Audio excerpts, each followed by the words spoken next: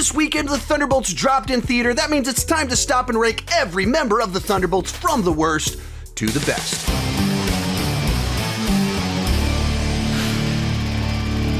Hi, my name is Sean, and I love to talk about movies and TV way too much. With that in mind, go ahead and join me down below in the comment section. Share your ranking of the Thunderbolt members from the worst to the best. My list is not the right list. It's just my list, and I would love to see yours.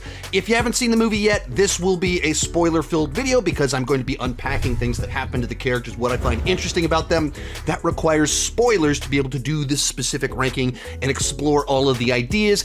The way that I'm ranking them basically is off of how interesting I find them, how well they are used, how they're incorporated, and some of it just personal taste. Which character arcs, which struggles, which traumas resonate with me. And it's primarily trying to base it off of the movie itself, but also having that information of where they're coming from informs the movie that we are watching here. So make of that what you do. Well, it's just supposed to be a fun discussion. This is nothing objective or anything like that.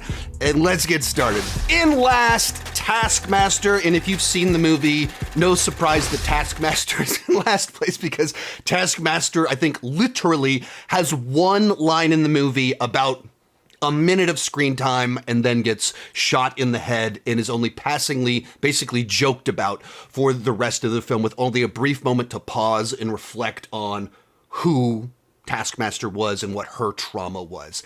And most of us went into the movie pretty sure that that was going to be the case. They tried as much as they could to fake us out by putting Taskmaster in all the posters. They even had Olga show up at the world premiere, and the whole cast walked out, and Olga walked out. And having seen the movie before the world premiere, I was like, oh my goodness, that must be so uncomfortable to walk out on stage for a movie that you only have one line. She might not have even been on set.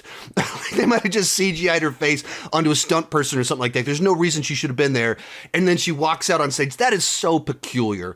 But for whatever reason, they thought, Taskmaster, we're just going to get rid of this character immediately to show that anyone can die at any point in time.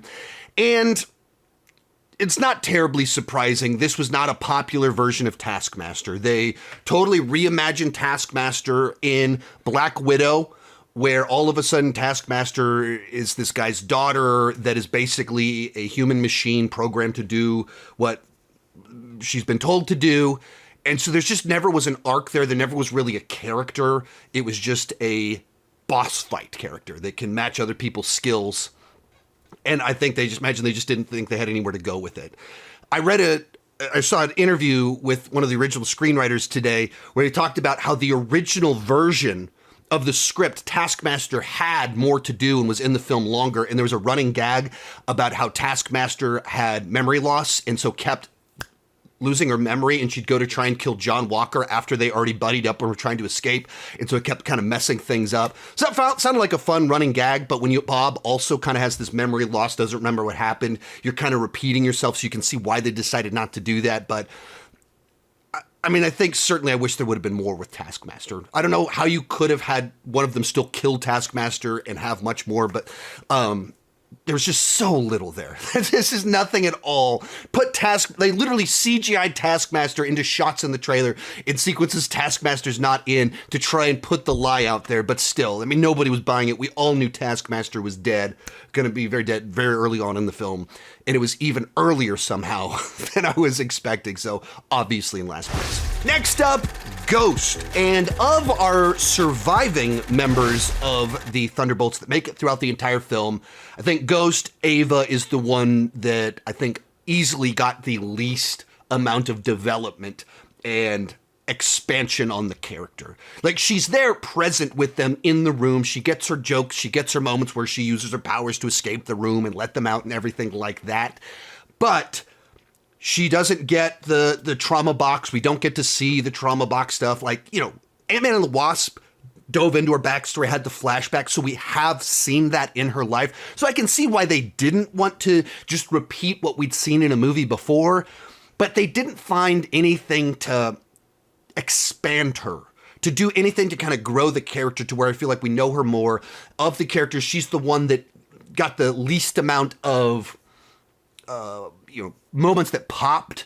She was just kind of there along for the ride. And if there was someone that I said she got cheated that actually, wasn't killed off immediately, I think it was very much her. So once again, pretty easily she's in next to last place because they just did so little with the character and spent so little time trying to give her depth. Number 6, Valentina Allegra de Fontaine. If you want to go with the positive point of reference, she is our twisted Nick Fury. If you want to go with the DC reference, she is our Amanda Waller, the very morally compromised person that has her own power and control in mind, but also is willing to change strategies. And by the end of the film, she ends up being the person that solidifies our team as the new Avengers. Thus, she squeaked in and found a way to actually be a member of our Thunderbolts and not just the adversary.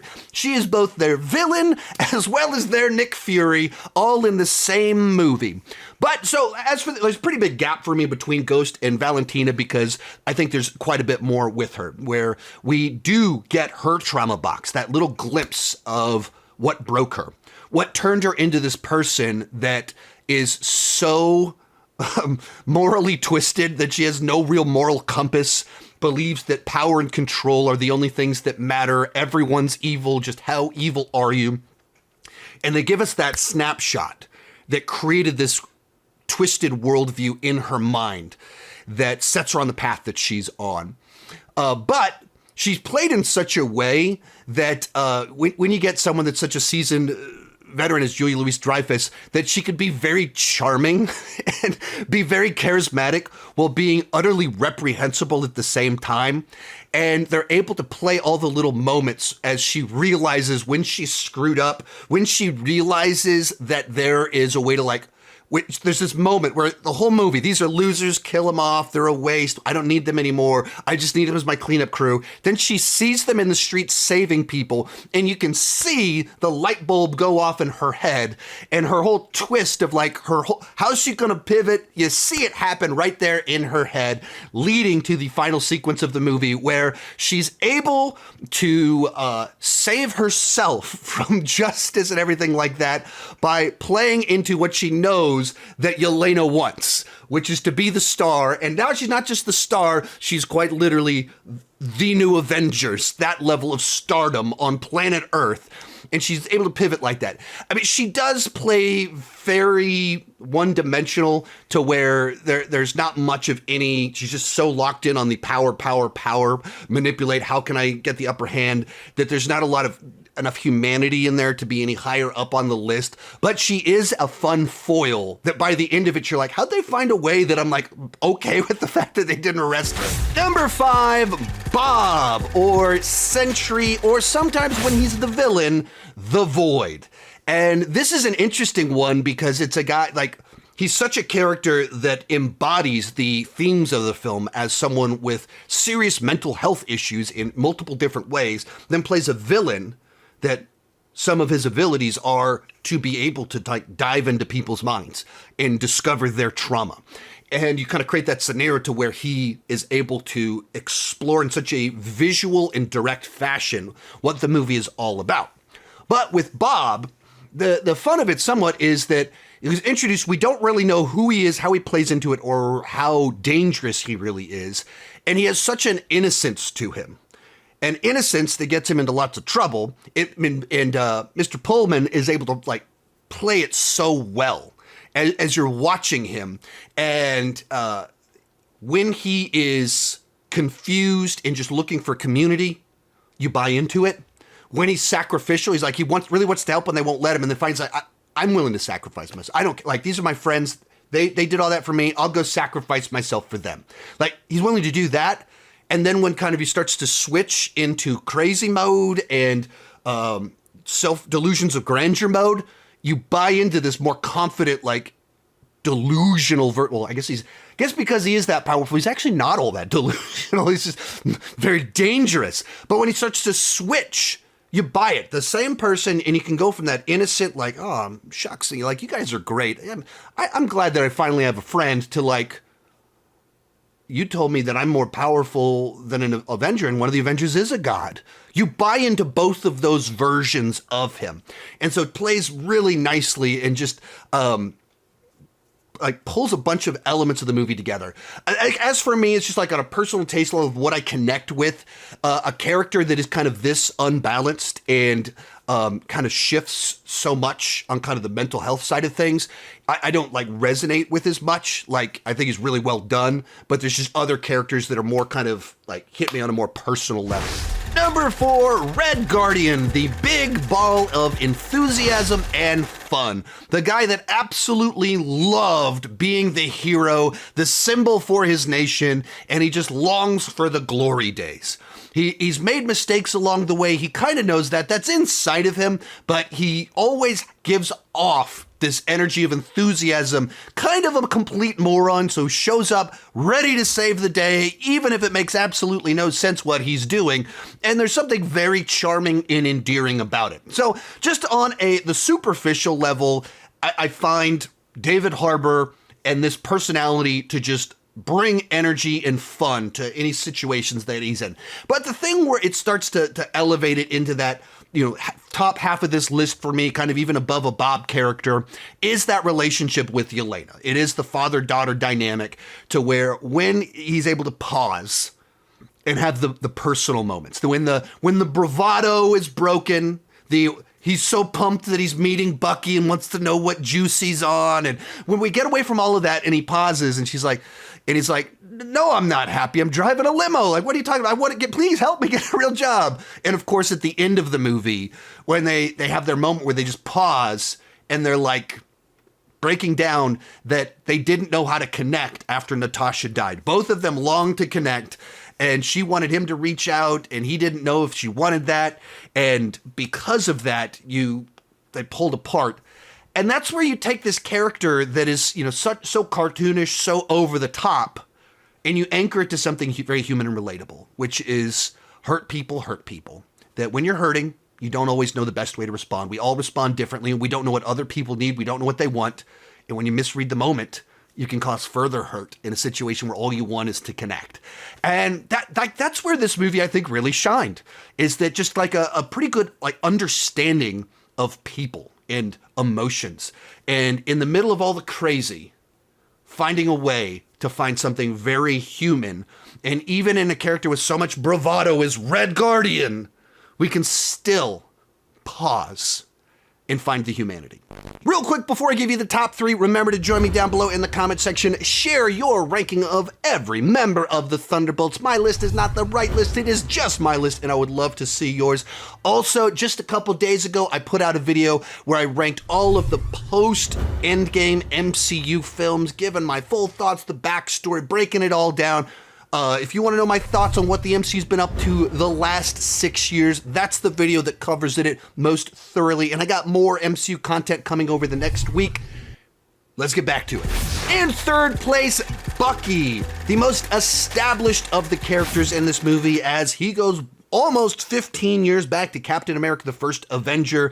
And we've been on this very long adventure with him as Steve's friend, as the soldier that was lost as the Winter Soldier on that redemptive arc, and then now kind of trying to find his own place.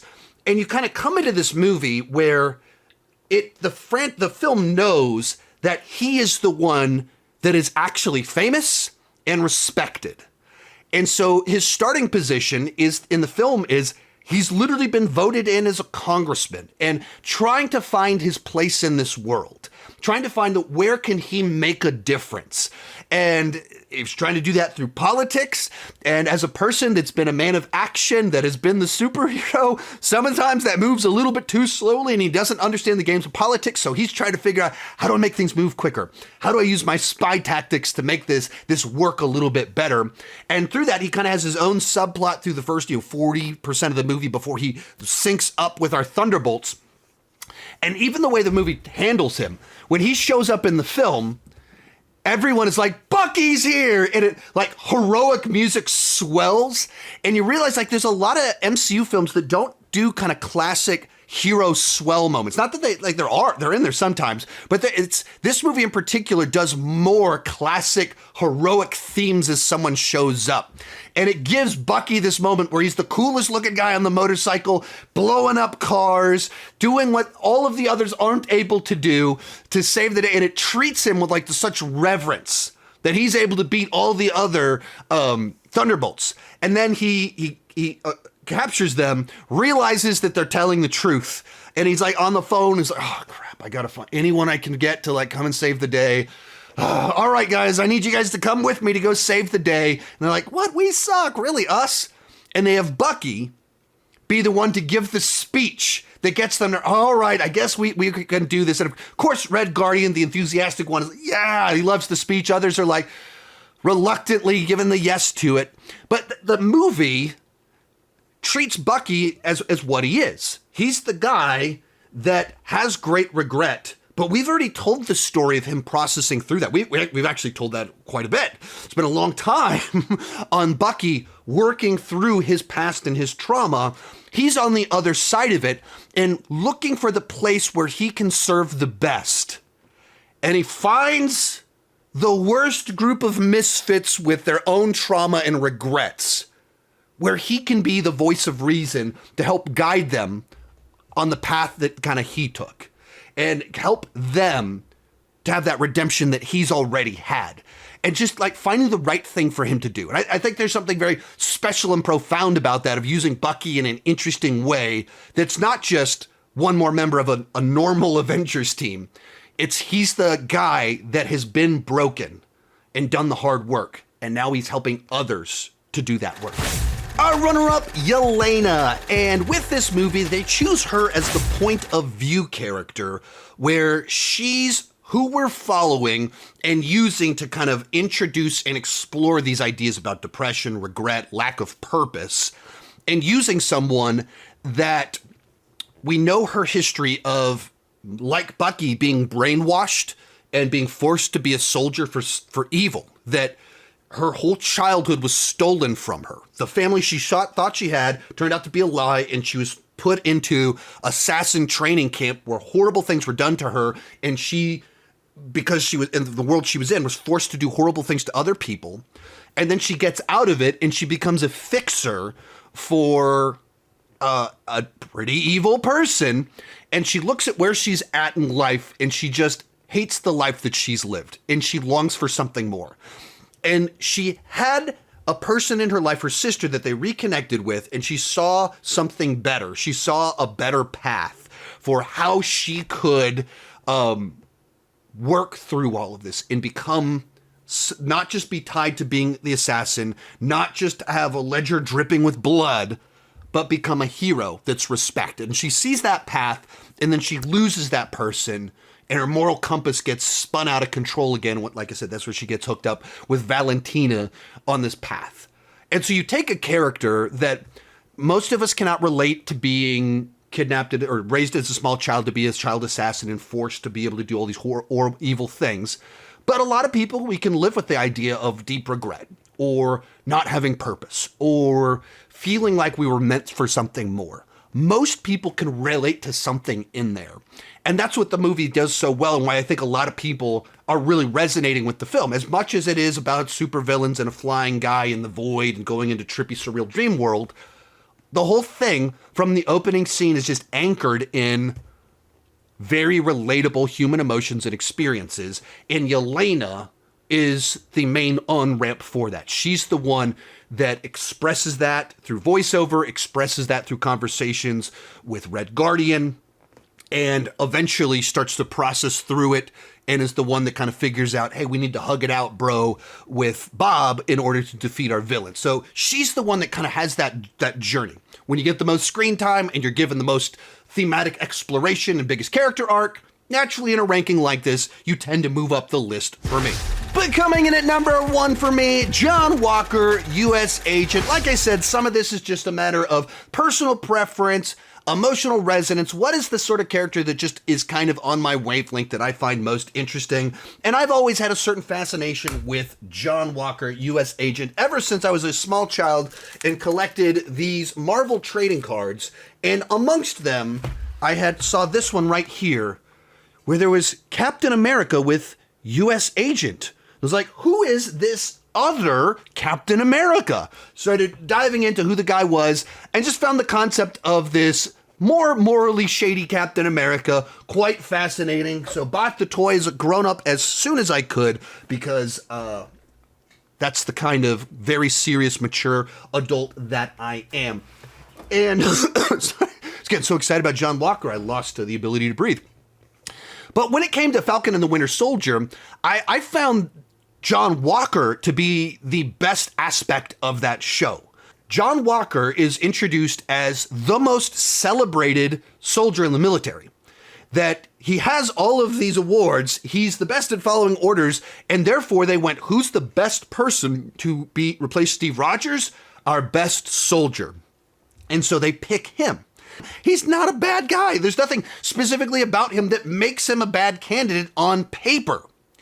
Until you remember Captain America, the First Avenger, where they're trying to pick the candidate. And Tommy Lee Jones wants to pick the alpha male, classic best soldier, captain of the football team, that guy. Our doctor says, no. We don't want to give it to a bully that has a good cause. We want it to give it to the person that truly respects power and understands humility and hates bullies. Like, you give this serum to someone that hates bullies and they're not going to abuse it. If you give it to someone that probably was a bit of a bully in high school, though, the captain of the football team, the prom king, or the guy with all the awards in the military, you can get something really bad. What do we get with John Walker? Tommy Lee Jones finally got his super soldier. At first, he's a good soldier. He's not this actually evil bad guy. And he becomes frustrated, he becomes impatient, and all of that is amplified when he decides to juice up and take the super soldier serum, so much so that out of rage, he chases down a terrorist that just killed, or that was culpable in killing his friend. He's not the one that killed his friends, but he's culpable in it as being a part of the people that did kill his friend, chases him down and murders him in the middle of the street with the shield. He killed him in cold blood with the shield in the open, not in combat. He had won and he just killed him. So yes, we've got some moral problems with what he did, but that's the point. Going back to Captain America, the First Avenger. Steve Rogers was the right guy, the right temperament that understood power, and being a bully is bad. And we gave the juice to U.S. Agent, and there's problems that come with that. But this all is the backstory leading into Thunderbolts, where you have a guy that still has the ego of being captain of the football team, most celebrated. I was chosen to be Captain America. I was that. But also has all the deep regret of he completely destroyed his reputation. He was the golden boy. Everyone loved him, celebrated it, gave him awards, gave him the headlines, until the worst of him came out and he killed someone in cold blood. And in that moment, he lost all of that. And through Valentina, he's been living the dark path ever since then as this cleaner. And so in the movie, he has all this bravado of being the jerk. He's right. He's look at me. I was the captain of my football. Like, he literally lists off the most petty of things. This is why he should be in charge. And then he has these moments where he snaps out of it and says the right things. And we get that trauma box to see this guy. Like, what's actually going on the inside? The bravado of in front of everybody is one thing. And then we see the trauma box that he's actually this guy that, like, he doesn't have a wife and kid. He lost them because he's so broken over his own failure. He can't even admit it. He's lying about it to everyone, pretending he is the golden boy. That's the fixer that goes back to the family. And then later in the movie, this moment where it's revealed late into the film to the team, what we already know, but that his family's left him. And you just kind of see this, like, acknowledgement of, like, yeah. And, you know, Yelena looks at him, just as much as she's a fixer person that kills people, has empathy for these people around her, just like, oh, that's what's really going on. As much as the whole movie, he's the biggest jerk in the film. He's a total douchebag. But when Yelena calls him out for not in his wife and kid being able to tolerate him, it's like the first time in the movie, you're like, oh, wow, what an awful thing to say. You've taken us on this path to where that feels so inappropriate because you're using the trauma box against him. and now you're using the tricks of the void and the villain. Like, that's, like, to me, what is so compelling about John Walker is that he can be the complete jerk that you hate him, but there's something deeply compelling inside of that at the same time, because it's such a human version of it that, like I said, since my childhood, I've been fascinated by this guy, and now they put him on the screen, and he's one of my favorite characters they've introduced in the last 6 years. So for me, he comes in at number 1. If you enjoyed this video, I've got a ton of other Marvel rankings. I've done reviews, spoiler reviews, rankings. I've done every single thing you can imagine talking about the Marvel Cinematic Universe. You can check it out in these playlists all around here. Hey, thank you so much for watching, and keep talking movies and TV too much. Bye-bye.